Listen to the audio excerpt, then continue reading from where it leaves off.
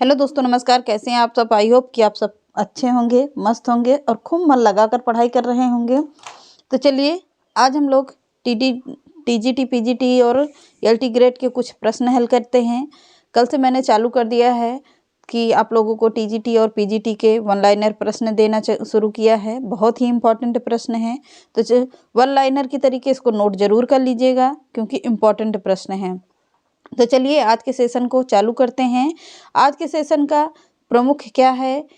हिंदी में कवियों और लेखकों के उपनाम। यहाँ से बहुत सारे प्रश्न मिलते हैं आप लोगों को।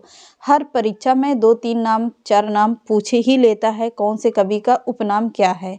तो चलिए आज के सेशन को चालू करते हैं। आज के सेशन का पहला ही प्रश्न देखते हैं और हेडिंग डाल लीजिए, हिंदी के प्रमुख कवियों एवं लेखकों के नाम। जैसा कि देख रहे होंगे, हिंदी के प्रमुख कवियों एवं लेखकों के उपनाम, हेडिंग डाल लीजिए। और आज के आदि कवि किसे कहा जाता है? आदि कवि के जनक किसे कहा जाता है? तो वाल्मीकि जी को कहा जाता है। किसे? वाल्मीकि को कहा जाता है। रामायण के रचयिता कौन होंगे? महर्षि वाल्मीकि हैं। आदि कवि कौन है? महर्षि वाल्मीकि हैं। तो महर्षि भी लगा लीजिएगा, चाहे ऐसे ही लगा लीजिएगा, सभी को पता होगा कि वाल्मीकि जी कौन हैं। तो चलिए आगे देखते हैं। आदि कवि कौन है? वाल्मीकि जी हैं। रामायण के रचयिता कौन है? वाल्मीकि जी हैं। कौन? वाल्मीकि जी हैं। अगला प्रश्न देखते हैं। अपभ्रंश का वाल्मीकि या कालिदास किसे कहा जाता है? तो अपभ्रंश का वाल्मीकि या कालिदास किसे कहा जाता है? तो किसे कहा जाएगा? स्वयंभू जी को कहा जाता है। किसे? स्वयंभू को कहा जाता है। दिख रहा होगा। अगला देखते हैं। अभिनव जयदेव। अभिनव जयदेव किसे कहा जाता है? तो अभिनव जयदेव देख लीजिएगा कि अभिनव जयदेव किसे कहा जाता है। अभिनव जयदेव का उपनाम किस नाम से विख्यात हैं? विद्यापति के नाम से विख्यात है। किसके नाम से? विद्यापति के नाम से विख्यात हैं। अगला प्रश्न देखते हैं। हिंदी का प्रथम कवि किसे कहा जाता है? हिंदी का प्रथम कवि किसे कहा जाता है? तो हिंदी के प्रथम कवि कौन होंगे? सराफा हैं। कौन? सराफा हैं। अगला प्रश्न देखते हैं। हिंदी प्रथम सूफी कवि कौन है? प्रथम सूफी यानी कि प्रथम जिसे कहा जाता सूफी काव्य लिखने वाले तो कौन होंगे? मलिक मोहम्मद जैसी जी को जाना जाता है। पर पूछ रहा है प्रश्न, प्रथम सूफी कवि किसे जाना जाता है? किसे कहा जाता है? तो प्रथम सूफी कवि असाइद को कहा जाता है। किसे? असाइद को कहा जाता है। अगला देखते हैं। जड़िया कवि किसे कहा जाता है? जड़िया कवि नंददास जड़िया किसे कहा जाता है? इनके बारे में एक कहावत है कुछ कैसे कि मतलब एक ध्यान से नहीं आ रहा है, पता नहीं कौन सा जड़िया और नंददास गड़िया और नंददास जड़िया ऐसे ही करके कुछ है, पर याद नहीं आ रहा। चलिए इसको कल बताते हैं। नहीं होगा तो आप लोग बता दीजिएगा, कमेंट कर दीजिएगा क्या कहा जाता है इनको। तो नंददास जड़िया किसे कहा जाता है? नंददास जड़िया के नाम से कौन विख्यात हैं? नंददास हैं। तो जड़िया कवि नंददास। अगला है। वात्सल्य रस का सम्राट किसे कहा जाता है? वेरी इंपॉर्टेंट प्रश्न है। वात्सल्य रस का सम्राट किसे कहा जाता है? सूरदास जी को कहा जाता है। किसे? सूरदास जी को कहा जाता है। अगला प्रश्न देखते हैं। हिंदी का जातीय कवि किसे कहा जाता है? तो हिंदी का जातीय कवि किसे कहा जाता है? तुलसीदास और विद्यापति को कहा जाता है। किसे? तुलसीदास और विद्यापति को कहा जाता है। अगला प्रश्न देखते हैं। कठिन काव्य का प्रेत। कठिन काव्य का प्रेत किसे कहा जाता है? तो केशव दास को कहा जाता है, क्योंकि इनके काव्य में इतने ज़्यादा अलंकार हैं, मतलब इनका अलंकारीय छंद से भरा है कि मतलब इनका कठिन काव्य का प्रेत ही कह दिया गया है। कठिन काव्य का प्रेत किसे कहा जाता है? केशवदास को कहा जाता है। अगला प्रश्न देखते हैं या वन लाइनर करके। पुराने पंथ का पथिक। पुराने पंथ का पथिक किसे कहा जाता है? मतीराम को कहा जाता है। किसे? मतीराम जी को कहा जाता है। अगला देखते हैं। प्रेम की पीर का कवि। प्रेम की पीर का कवि किसे कहा जाता है? तो घनानंद जी को कहा जाता है। किसे? घनानंद जी को कहा जाता है। अगला देखते हैं। हिंदी नवजागरण का अग्रदूत। हिंदी नवजागरण का अग्रदूत किसे कहा जाता है? भारतेंदु हरिश्चंद्र जी को, यानी कि भारतेंदु जी को कहा जाता है, हरिश्चंद्र नहीं होगा। हिंदी नवजागरण का अग्रदूत भारतेंदु जी के कहा जाता है। अगला देखते हैं, हिंदी साहित्य में आधुनिकता के जन्मदाता। हिंदी साहित्य में आधुनिकता के जन्मदाता कौन होंगे? भारतेंदु जी हैं। अगला देखते हैं, नियम नारायण शर्मा। नियम नारायण शर्मा या द्विवेदी, इन्हें शर्मा कहा जाता है और द्विवेदी भी लगेगा इनके साथ में। नियम नारायण शर्मा द्विवेदी, ये कहाँ के थे? ये मध्य प्रदेश के थे, मध्य प्रदेश के थे। कल्लू अलहाइत, कौन? कल्लू अलहाइत, ये कहाँ के थे? इन्हें भी द्विवेदी की उपाधि मिली थी। कहाँ पर हैं? कहाँ के हैं? मध्य प्रदेश के हैं। अगला है कवि सम्राट अयोध्या सिंह उपाध्याय। किसे? अयोध्या सिंह उपाध्याय। कवि सम्राट कहाँ के हैं? कौन हैं?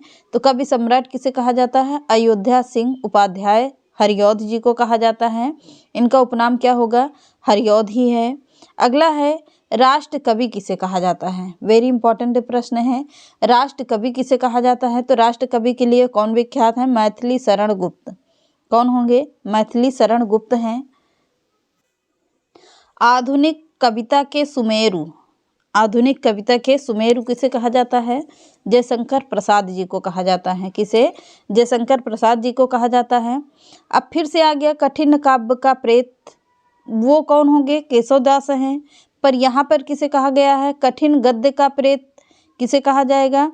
उनको केवल केशवदास जी को केवल कहा जाता है कठिन काव्य का प्रेत। ये होंगे कैसे? कठिन गद्य के प्रेत, यानी कि गद्य इनका बहुत ही कठिन रहता था। तो कौन होंगे? अज्ञेय जी हैं। हीरानंद वात्स्यायन अज्ञेय, कौन है? अज्ञेय जी हैं।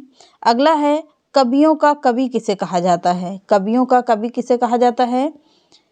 शमशेर बहादुर सिंह को कहा जाता है। कौन होंगे? शमशेर बहादुर सिंह। अगला देखते हैं, बुंदेलखंड का चंद बरदाई वृंदावन लाल वर्मा जी को कहा जाता है। किसे? बुंदेलखंड का चंद्रबरदाई वृंदावन लाल वर्मा जी हैं। अगला देखते हैं, मुनि मार्ग के हिमायती, मुनि मार्ग के हिमायती कौन हैं? रामचंद्र शुक्ल हैं। कौन? रामचंद्र शुक्ल हैं। अगला देखते हैं, स्वच्छंदतावादी आलोचक किसे कहा जाता है? स्वच्छंदतावादी आलोचक किसे कहा जाता है?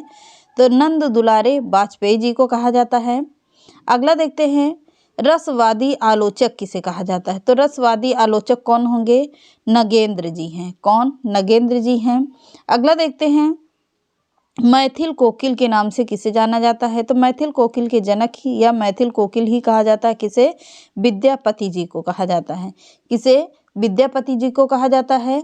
अगला देखते हैं, हिंदुस्तान की तूती, हिंदुस्तान की तूती पहेलियों और मुकोरियों के लिए कौन प्रसिद्ध है? अमीर खुसरो। खड़ी बोली के जनक अमीर खुसरो, पहेलियों और मुकरियों के जनक किसे कहा गया? अमीर खुसरो के। हिंदुस्तान की तूती किसे कहा गया? अमीर खुसरो को कहा गया। और ये खड़ी बोली के जनक भी माने जाते हैं। कौन? अमीर खुसरो। अगला देखते हैं, अष्टछाप पुष्टि मार्ग का जहाज, अष्टछाप और पुष्टि मार्ग का जहाज किसे कहा जाता है? सूरदास जी को कहा जाएगा। किसे? सूरदास जी को कहा जाता है। अगला देखते हैं, जवादानी का दावा रखने वाले कवि, किसे? जवादानी का दावा रखने वाला कवि कौन होगा? घनानंद जी हैं। कौन? घनानंद जी हैं। अगला देखते हैं, प्रकृति का सुकुमार, प्रकृति का सुकुमार किसे कहा जाता है? सुमित्रा नंदन पंत जी को। किसे? सुमित्रा नंदन पंत जी को कहा जाता है। अगला देखते हैं, आधुनिक युग की मीरा किसे कहा जाता है? तो आधुनिक युग की मीरा कौन होंगी? महादेवी वर्मा जी हैं। कौन? महादेवी वर्मा जी को कहा जाता है। अगला देखते हैं, एक भारतीय आत्मा, वेरी इंपॉर्टेंट है किसकी? माखनलाल चतुर्वेदी जी की है। किसकी? माखनलाल चतुर्वेदी जी की है। अगला देखते हैं, कलम का जादूगर, वेरी इंपॉर्टेंट रचना है। कलम का जादूगर किसकी रचना है? वेनीपुरी जी की है। किसकी? रामवृक्ष वेनीपुरी जी की है। अगला देखते हैं, कलम का सिपाही, कलम का मजदूर, ये दोनों रचनाएं किसकी होंगी? मुंशी प्रेमचंद की हैं। वेरी इंपॉर्टेंट रचना है। ये तो सभी को पता भी होगा कि कलम का सिपाही, कलम का मजदूर किसकी रचना है? तो प्रेमचंद्र जी की है, यानी कि मुंशी प्रेमचंद की है। अगला देखते हैं, भारत का मैक्सिम गोर्की, भारत का मैक्सिम गोर्की किसे कहा जाता है? बता। भारत का मैक्सिम गोर्की कौन है? प्रेमचंद्र जी हैं। कौन? प्रेमचंद की है। अगला देखते हैं, गद्य काव्य का लेखक, गद्य काव्य का लेखक किसे कहा जाता है? तो वियोगी हरि जी को कहा जाता है। वियोगी हरि जी होंगे। अगला देखते हैं, आधुनिक कबीर नागार्जुन है। कौन? आधुनिक कबीर किसे कहा जाता है? नागार्जुन जी को कहा जाता है। वाणी का डिक्टेटर, वेरी इंपॉर्टेंट लाइन है, यानी कि वेरी इंपॉर्टेंट प्रश्न भी है। वाणी का डिक्टेटर किसे कहा जाता है? कबीरदास जी को कहा जाता है। अगला है, फैंटेस्टी का कवि, फैंटेस्टी का कवि किसे कहा जाता है? तो मुक्तिबोध जी को कहा जाता है। किसे? मुक्तिबोध जी को कहा जाता है। अगला है, नाथ संप्रदाय के प्रवर्तक, नाथ संप्रदाय के प्रवर्तक कौन होंगे? गोरखनाथ गौर छपा है।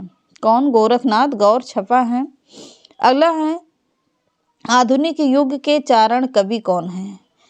आधुनिक युग के चारण कवि कौन होंगे? रामधारी सिंह दिनकर। कौन? रामधारी सिंह दिनकर हैं। अगला है, आधुनिक युग के कबीर किसे कहा जाता है? तो आधुनिक युग के कबीर कौन है? नागार्जुन हैं। अगला देखते हैं, आधुनिक युग के गोरखनाथ, वेरी इंपॉर्टेंट लाइन है। आधुनिक युग के गोरखनाथ कौन हैं? निराला जी हैं।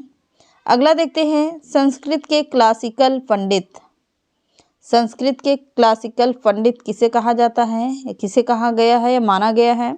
तो विद्यापति जी को माना गया है। किसे? विद्यापति जी को माना जाता है। अगला है, हिंदी साहित्य जगत में दद्दा मैथिली शरण गुप्त है। कौन? हिंदी साहित्य के जगत में दद्दा कौन है? मैथिली शरण गुप्त जी को कहा गया है। अगला है, हिंदी जगत में दादा, हिंदी जगत में दादा किसे कहा गया है? तो माखनलाल चतुर्वेदी जी को कहा गया है। माखनलाल चतुर्वेदी जी को कहा गया है। अगला है, आग व राग के कवि कौन हैं? तो आग व राग के कवि कौन हैं? रामधारी सिंह दिनकर हैं।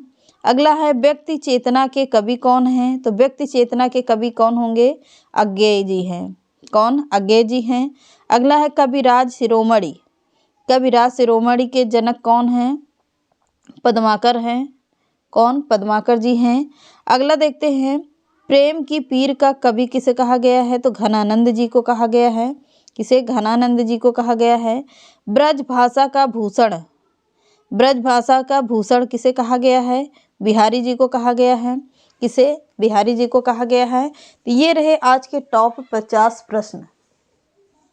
टॉप 50 प्रश्न हैं, वन लाइनर के तरीके हैं। इसको अच्छे से नोट कर लीजिएगा, अच्छे से नोट कर लेना और खूब मन लगा कर इसको पढ़ लेना, याद कर लेना, यानी कि तो याद करने से आप लोगों के अच्छे से एक दिन में समझो कि 50 प्रश्न तैयार हो जाएंगे। और जितना अदर बातें बताते हैं उसको भी साथ साथ में नोट करते रहिए, क्योंकि यहाँ से आप लोगों का 2-3 नंबर हमेशा हर वीडियो से मेरी मिलता है आप लोगों का। अगर आप लोगों का प्रश्न ना आए तब कहिएगा कि यहाँ से कोई प्रश्न नहीं बना है। तो चलिए आज के सेशन को यहीं समाप्त करते हैं। चैनल पसंद आए तो लाइक, सब्सक्राइब एंड शेयर कर दीजिएगा। नमस्कार।